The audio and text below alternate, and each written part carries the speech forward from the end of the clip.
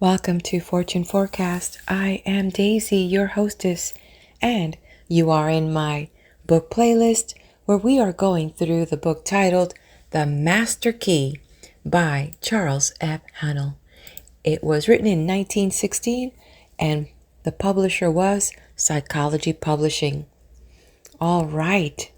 Has this been grabbing your attention? It sure has for me. Okay, if you're new to my channel, I'm so glad you found us here. And to our Fortune community, welcome back. If you're eager to jump into part 12, please do go into the description and hit that timestamp and you'll be right there. Otherwise, if you want to hang out while I talk a little bit about what my key points were from part 11, stay here with me. One of the statements that resonated as truth for me because I myself have contemplated and came to the same conclusion that religion and science have converged where they are speaking a different language, talking about the same thing. And it depends where you are, what side you're standing on. It almost gets the feeling, and this is just me, so I don't know how you feel about that, but sometimes I feel like, well, this part only knows part truth, and that side only knows that truth, and in between it all, we all know the truth, and to me, it's not funny, it's ironic that the truth, not only will it set you free, but the truth is inside each one of us. That's how I see it. Okay, let me see, there was one more thing. I loved how the author said, the truth must be told to each generation and to every people in new and different terms. And yes, I agree with that. And then again, I love how somewhere in one of the previous parts, the author said, there is not anything new under the sun. It's all here, folks. It's all here. The myriads of possibilities and scenarios are waiting in some ether, waiting for a thought to magnetize it and bring it to fruition. And that's the way I see it. Not only because it resonates truth, but because I've had certain experiences in my life that have been a demonstration of that truth. Okay. So thank you for hanging in here with me. Let's move on to part 12. Part 12 is enclosed herewith. In the fourth paragraph, you will find the following statement. Quote, you must first have the knowledge of your power. Second, the courage to dare. Third, the faith to do. End quote. If you concentrate upon the thoughts given, if you give them your entire attention, you will find a world of meaning in each sentence and will attract to yourself other thoughts in harmony with them, and you will soon grasp the full significance of the vital knowledge upon which you are concentrating. Knowledge does not apply itself. We as individuals must make the application, and the application consists in fertilizing the thought with a living purpose. The time and thought which most persons waste in aimless effort would accomplish wonders if properly directed with some special object in view. In order to do this, it is necessary to center your mental force upon a specific thought and hold it there, to the exclusion of all other thoughts. If you have ever looked through the viewfinder of a camera, you found that when the object was not in focus, the impression was indistinct and possibly blurred. But when the proper focus was obtained, the picture was clear and distinct. This illustrates the power of concentration. Unless you can concentrate upon the object which you have in view, you will have but a hazy, indifferent, vague, indistinct and blurred outline of your ideal, and the results will be in accordance with your mental picture. Part 12. 1. There is no purpose in life that cannot be best accomplished through a scientific understanding of the creative power of thought. 2. This power to think is common to all. Man is because he thinks. Man's power to think is infinite. Consequently, his creative power is unlimited. 3. We know that thought is building for us the thing we think of and actually bringing it nearer.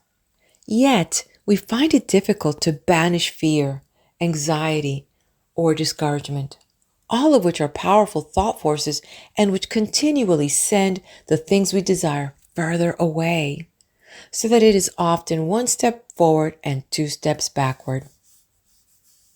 4. The only way to keep from going backward is to keep going forward. Eternal vigilance is the price of success. There are 3 steps, and each one is absolutely essential. You must first have the knowledge of your power. Second, the courage to dare. Third, the faith to do. 5. With this as a basis, you can construct an ideal business, an ideal home, ideal friends, and an ideal environment. You are not restricted as to material or cost. Thought is omnipotent and has the power to draw on the infinite bank of primary substance for all it requires. Infinite resources are therefore at your command. 6. But your ideal must be sharp, clear-cut, definite. To have one ideal today, another tomorrow, and a third next week means to scatter your forces and accomplish nothing. Your result will be a meaningless and chaotic combination of wasted material. 7. Unfortunately, this is the result which many are securing, and the cause is self-evident. If a sculptor started out with a piece of marble and a chisel and changed his ideal every 15 minutes, what result could he expect? And why should you expect any different result in molding the greatest and most plastic of all substances, the only real substance? 8.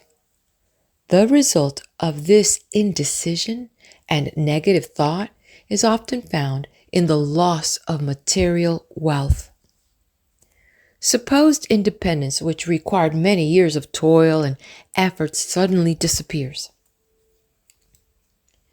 It is often found then that money and property are not independence at all.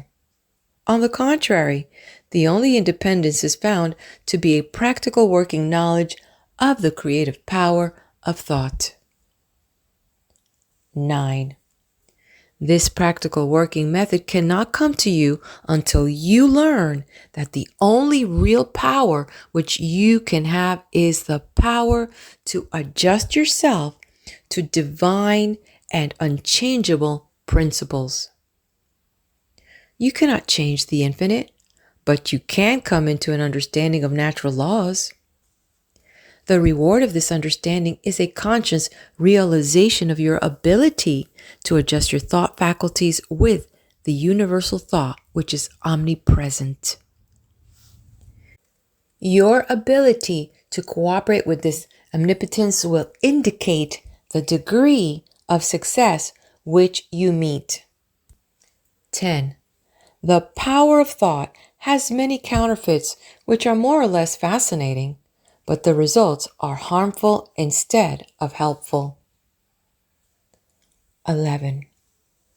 Of course, worry, fear, and all negative thoughts produce a crop after their kind.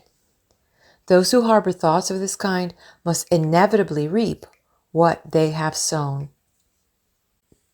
12. Again, there are the phenomena seekers who gourmandize on the so-called proofs and demonstration obtained at materializing seances. They throw upon their mental doors and soak themselves in the most poisonous currents which can be found in the psychic world. They do not seem to understand that it is the ability to become negative, receptive, and passive, and thus drain themselves of all their vital force, which enables them to bring about these vibratory thought forms. 13. There are also the Hindu worshippers who see in the materializing phenomena which are performed by the so-called adepts a source of power, forgetting or never seeming to realize that as soon as the will is withdrawn, the forms wither, and the vibratory forces of which they are composed vanish. 14. Telepathy, or thought transference, has received considerable attention, but as it requires a negative mental state on the part of the receiver, the practice is harmful. A thought may be sent with the intention of hearing or seeing, but it will bring the penalty attached to the inversion of the principle involved. 15. In many instances, hypnotism is positively dangerous to the subject as well as the operator. No one familiar with the laws governing in the mental world would think of attempting to dominate the will of another, for so by doing will gradually but surely divest himself of his own power. 16. All of these perversions have their temporary satisfaction and, for some, a keen fascination. But there is an infinitely greater fascination in a true understanding of the world of power within. A power which increases with use, is permanent instead of fleeing, which not only is potent as a remedial agency to bring about the remedy for past error or results of wrong thinking, but it is a prophylactic agency protecting us from all manner and form of danger, and finally is an actual creative force with which we can build new conditions and new environment. 17. The law is that thought will correlate with its object and bring forth in the material world the correspondence of the thing thought or produced in the mental world. We then discern the absolute necessity of seeing that every thought has the inherent germ of truth in order that the law of growth will bring into manifestation good, for good alone can confer any permanent power. 18. The principle which gives the thought the dynamic power to correlate with its object and therefore to master every adverse human experience is the law of attraction, which is another name for love. This is an eternal and fundamental principle, inherent in all things, in every system of philosophy, in every religion, and in every science. There is no getting away from the law of love. It is a feeling that imparts vitality to thought. Feeling is desire, and desire is love. Thought impregnated with love becomes invincible. 19. We find this truth emphasized wherever the power of thought is understood.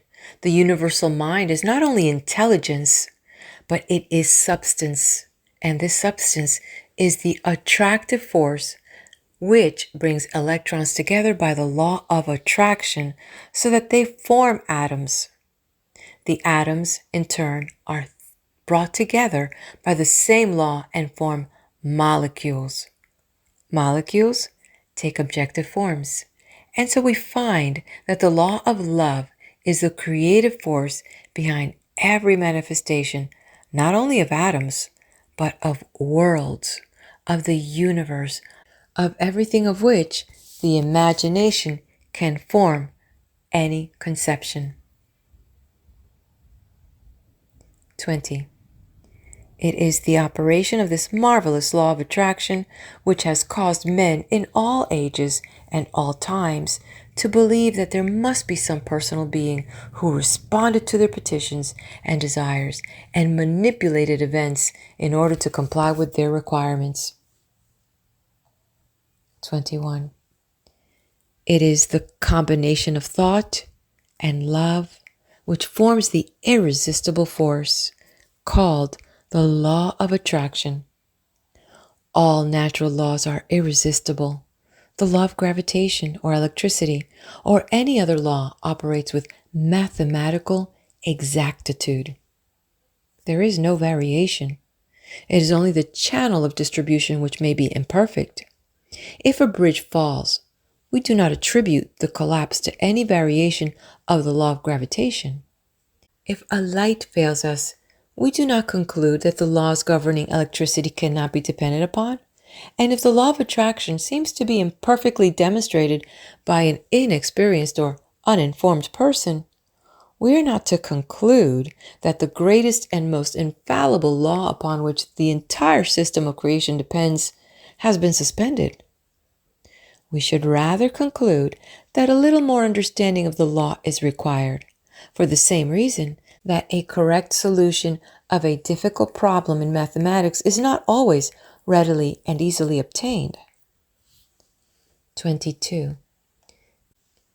Things are created in the mental or spiritual world before they appear in the outward act or event. By the simple process of governing our thought forces today, we help create the events which will come into our lives in the future, perhaps even tomorrow.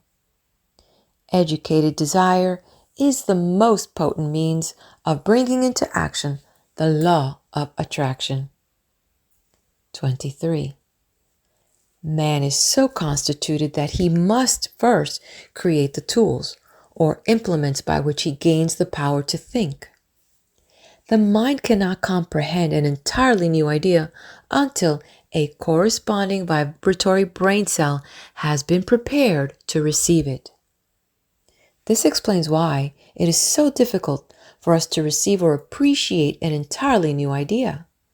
We have no brain cell capable of receiving it. We are therefore incredulous. We do not believe it. 24. If, therefore, you have not been familiar with the omnipotence of the law of attraction and the scientific method by which it can be put into operation, or if you have not been familiar with the unlimited possibilities which it opens to those who are enabled to take advantage of the resources it offers, begin now and create the necessary brain cells which will enable you to comprehend the unlimited powers which may be yours by cooperating with natural law. This is done by concentration or attention. 25. The intention governs the attention. Power comes through repose. It is by concentration that deep thoughts, wise speech, and all forces of high potentiality are accomplished. 26. It is in the silence that you get into touch with the omnipotent power of the subconscious mind from which all power is evolved. 27. He who desires wisdom, power, or permanent success of any kind will find it only within. It is an unfoldment. the unthinking may conclude that the silence is very simple and easily attained.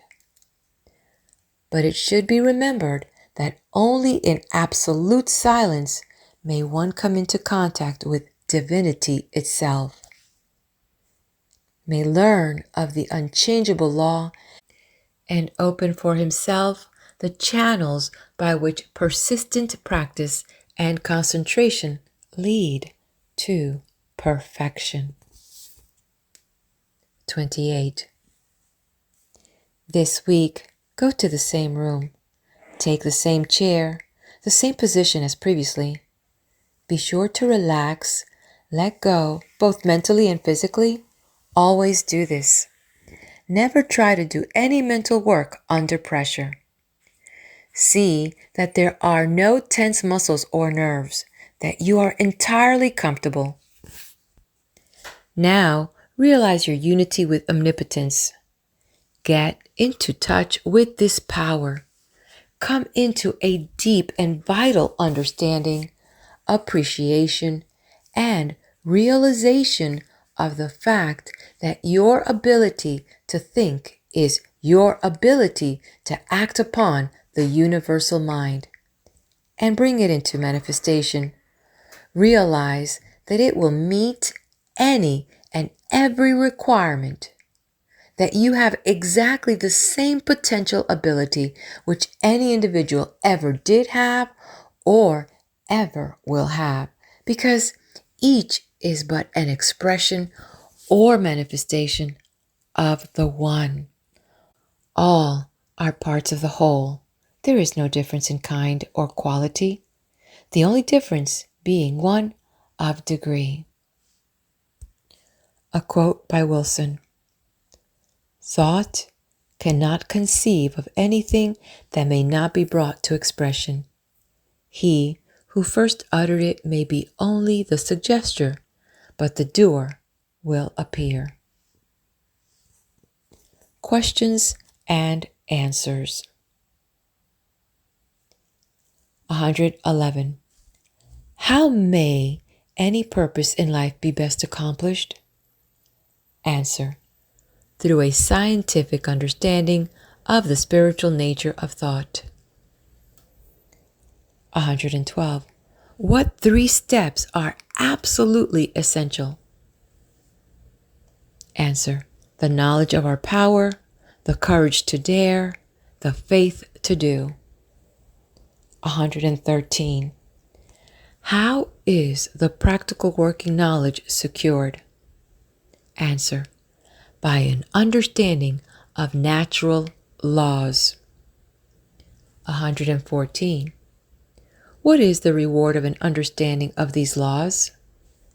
Answer. A conscious realization of our ability to adjust ourselves to divine and unchanging principle. 115. What will indicate the degree of success with which we meet? Answer. The degree in which we realize that we cannot change the infinite, but must cooperate with it. 116. What is the principle which gives thought its dynamic power? Answer. The law of attraction, which rests on vibration, which in turn rests upon the law of love. Thought impregnated with love becomes invincible. 117. Why is this law irresistible? Answer. Because it is a natural law. All natural laws are irresistible and unchangeable and act with mathematical exactitude. There is no deviation or variation. 118. Why then does it sometimes seem to be difficult to find the solution to our problems in life? Answer.